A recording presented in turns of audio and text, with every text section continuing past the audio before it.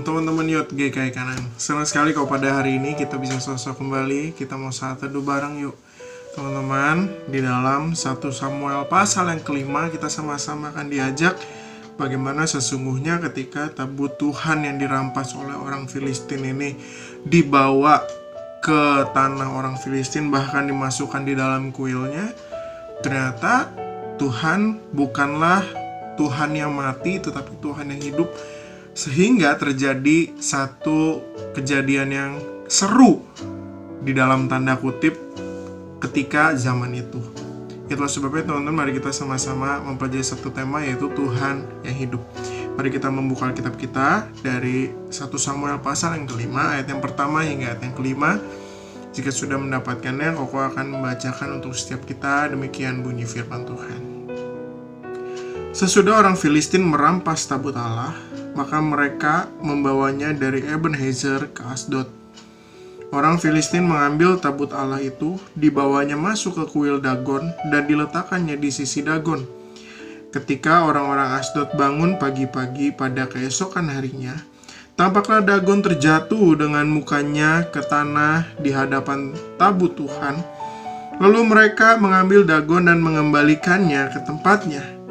Tetapi ketika keesokan harinya mereka bangun pagi-pagi, tampaklah Dagon terjatuh dengan mukanya ke tanah di hadapan tabut Tuhan.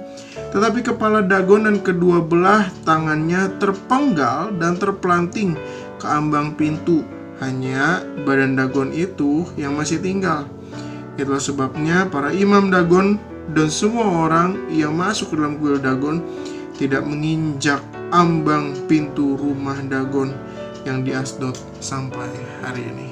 Teman-teman, ini menarik sekali bahwa sesungguhnya dewa yang terus-menerus dieluk-elukan oleh orang Filistin, yaitu dewa Dagon, ketika diperhadapkan dengan tabut Allah, di situ digambarkan 2 hari berturut-turut, teman-teman, gambaran bagaimana Allah menyatakan bahwa dirinya lah Allah yang hidup, sedangkan Dagon bukan.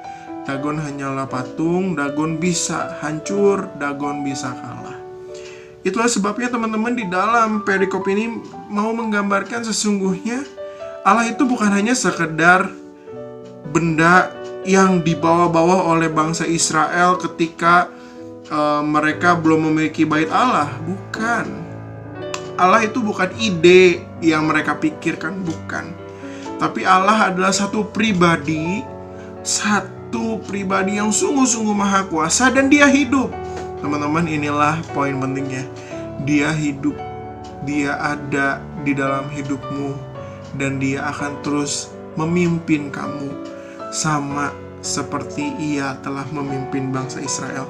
Allah yang hidup ini tentu menjadi satu kekuatan dan juga satu jaminan buat setiap kita. Untuk apa, teman-teman? Ketika kita menghadapi dunia ini, kita tidak tahu kepada siapa kita harus bergantung. Tetapi teman-teman, satu hal yang pasti, melalui perikop ini kita tahu kepada siapa kita harus bergantung, yaitu kepada Allah. Kenapa? Karena dia hidup, dia ada, dan dia pasti akan tolong kamu dan saya. Kalau Dagon bisa dikalahkan, apalagi masalah-masalah dalam hidup kita, tentu pasti Tuhan akan kalahkan itu dan membawa kita semakin mengenal dan mengasihi Tuhan. Selamat mengenal Allah yang hidup di dalam hidupmu dan di dalam hidupku. Amin. Teman-teman, Tuhan adalah Allah yang hidup. Tuhan selalu ada di samping kita, menyertai dan memimpin kita. Jadi di saat kita berada dalam susah ataupun senang, kita tidak perlu ragu dan bimbang untuk tetap bergantung kepada Allah yang hidup. Untuk menutup saat teduh hari ini, mari kita sama-sama berdoa. Tuhan Yesus yang Maha Baik, terima kasih Tuhan atas saat teduh yang Kau berikan pada hari ini. Melalui saat teduh hari ini, kami dapat belajar bahwa Engkau adalah Allah yang hidup. Ajarilah kami Tuhan supaya kami dapat berpegang hanya padamu saja.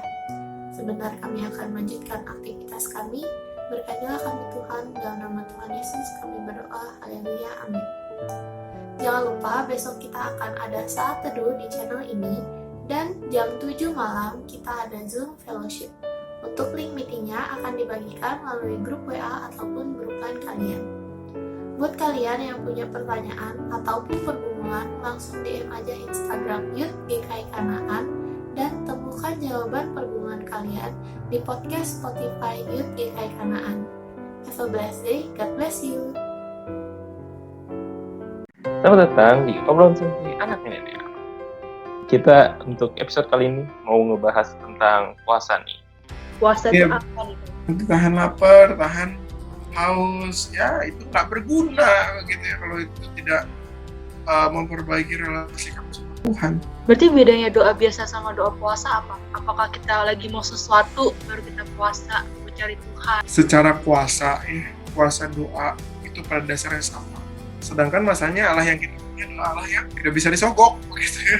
Tuhan tahu kebutuhan kamu dan Tuhan pasti akan mencukupkan kebutuhan kamu. Kita tuh ada jadwal puasa nggak sih? Jadi kok bicara tentang kapan jadwal puasa? Setiap hari kamu puasa boleh supaya kamu siap bertemu dengan Tuhan. Bagaimana sesungguhnya puasa juga mengajak setiap kita berkabung atas dosa-dosa kita. Penembusan dosa kan sudah dilakukan oleh Tuhan Yesus. Jadi sesungguhnya kita tidak melakukan puasa untuk keselamatan kita, gitu ya.